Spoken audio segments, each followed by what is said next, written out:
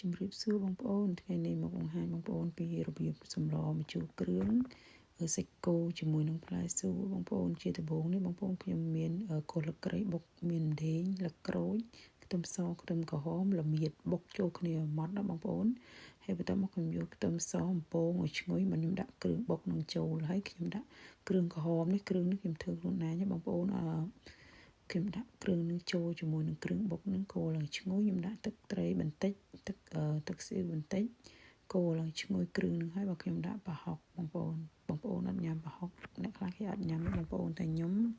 ដាក់ដើម្បីឲ្យឈ្ងុយបងប្អូនច្រឡំជូរគ្រឿងអត់ប្រហុកអត់បានទេបងប្អូនអើយហើយបន្ទាប់មកខ្ញុំដាក់ប្រហុកកូរឡើងឈ្ងុយហើយបើខ្ញុំចាក់សាច់នឹងចូលកូរមួយត្រឡប់ពីរត្រឡប់ដើម្បីឲ្យវាចូលគ្រឿងហើយខ្ញុំដាក់អំបិលចុងលាបព្រាកាហ្វេហើយនឹង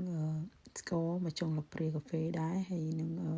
ប៊ីចេងបន្តិចបងប្អូនខ្ញុំដាក់គ្រឿងនឹងចូលមួយមុខបន្តិចហើយខ្ញុំដាក់ម្សៅស៊ុបនឹងមួយស្លាបព្រាបាយខ្ញុំកូរគ្រឿងនឹងបងប្អូនកូរគ្រឿងមួយត្រឡប់ពីរត្រឡប់នឹងដើម្បីឲ្យវាទន់សាច់បន្តិចទៅចាំចាក់ទឹកតែបន្តិចបានហើយបងប្អូនកុំឲ្យខ្លោចបាតណា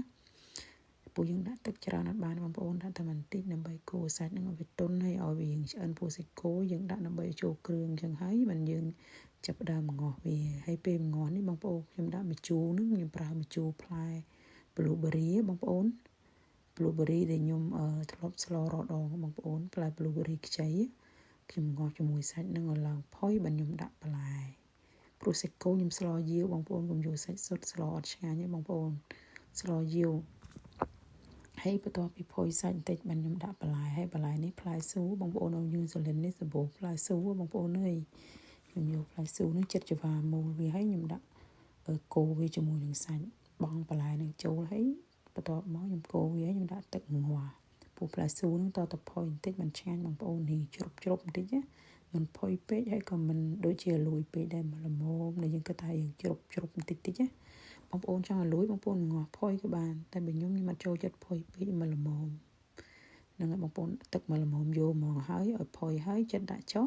ហើយខ្ញុំស្លម្ជូរគ្រឿងមិនចោលទេបងប្អូនហើយស្លលឹកកត្រូបយកទៅអាំងឲ្យស្រួយហើយបាទខ្ញុំយកមកបង់ក្រោយព្រោះខ្ញុំចូលចិត្តណាស់លឹកកត្រូបបងប្អូនបើអត់ញ៉ាំអត់បាច់ដាក់ទេតែខ្ញុំចូលចិត្តឈ្ងុយបងប្អូនស្លម្ជូរគ្រឿងអត់លឹកកត្រូបអត់និយាយទៅអត់ឈ្ងុយអត់ឆ្ងាញ់ទេបងប្អូន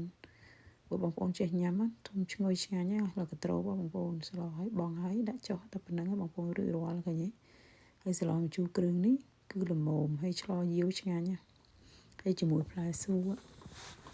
តែប៉ុណ្្នឹងបងប្អូនតំណងអត់រួចរាល់បងប្អូនឃើញទេស្លម្ជូរគ្រឿង